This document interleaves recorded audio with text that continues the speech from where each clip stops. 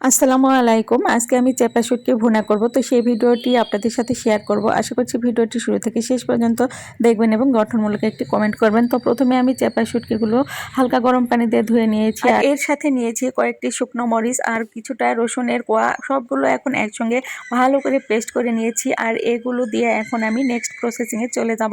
তো চুলায় একটা ফ্রাই প্যান বসিয়ে দিয়েছি, এখানে আমি সরিষার তেল দিয়ে দিব পরিমাণ মতো। শুটকি ভুনাতে সরিষার তেলটা দিলে খুব ভালো লাগে খেতে। আর এরপর আমি এখানে কিছুটা সয়াবিন তেলও দিয়ে দিব।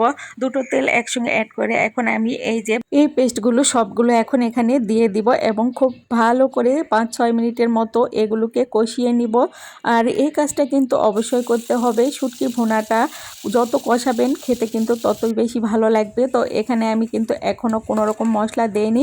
ইনফ্যাক্ট আমি এই শুটকি ভুনাতে আজকে কোনো রকমেরই মশলা ব্যবহার করব না, শুধুমাত্র হলুদ গুঁড়ো, মরিচ গুঁড়ো আর স্বাদ মতো লবণ দিয়ে আজকের এই শুটকি ভুনাটা আমি সেরে ফেলবো। আর আপনারা হয়তো অনেকেই জানেন যে শুটকি ভুনায় আসলে মশলার দরকার হয় না, মশলাটা দিলেই বরঞ্চ খেতে ভালো লাগে না। তো এই কারণে কিন্তু এই শুটকি ভুনাতে আমি মশলা ব্যবহার করব না। তো এটা কিন্তু একবারের মতো আমার কষানো হয়ে গিয়েছে। তারপর আমি গ্রাইন্ডারের জারটা ধুয়ে অল্প পরিমাণে পানি এখানে দিয়ে দিলাম। আবারও এটাকে বেশ কিছুক্ষণ ধরে কষিয়ে নিব। আর অফ ক্যামেরায় কষানো হয়ে গেলে আমি আবারও পরিমাণ মতো পানি এখানে দিয়ে দিয়েছি। গ্রেভিটা যে পরিমাণে রাখবেন আপনারা ঠিক সেই পরিমাণে পানিটা দিয়ে দিবেন। তো আবারও খুব সুন্দর করে ভালোভাবে কষিয়ে রান্না করে নিব। এ পর্যায়ে আমি এখানে লবণ অ্যাড করে দিলাম স্বাদ মতো, তারপর দিয়ে দিব মরিচ গুঁড়ো, আর এরপর দিয়ে দিব হলুদ গুঁড়ো। আর অবশ্যই এখানে আপনারা লবণের পরিমাণটা বুঝে শুনে দিবেন, কারণ প্রসেসিং করার সময় চেপা শুটকিতে অবশ্যই লবণ দিয়ে প্রসেসিং করে। তো এ কারণে কিন্তু এই দিকটা অবশ্যই খেয়াল করবেন ভালোভাবে।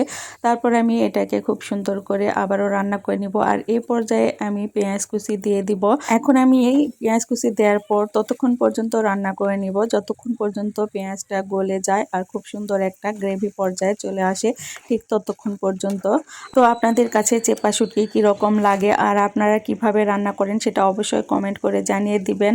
আর আমি তো এভাবে রান্না করে নিলাম। এখন দিয়ে দিলাম রসুনের কোয়া কয়েকটি। এটি আসলে অপশনাল, এটা দেখার সৌন্দর্যের জন্য দিয়ে দিলাম। আপনারা চাইলে দিতে পারেন, আবার নাও দিতে পারেন। তো যাই হোক, এখন ঠিক ততক্ষণ পর্যন্ত আমি রান্না করে নিব যতক্ষণ পর্যন্ত এটি খুব সুন্দর করে উপর থেকে তেল ছেড়ে আসে ততক্ষণ পর্যন্ত। তো যাই হোক, এখন কিন্তু দেখতে পাচ্ছেন যে এই শুটকি ভুনাটাতে উপরে কিন্তু তেল ছাড়তে শুরু করেছে।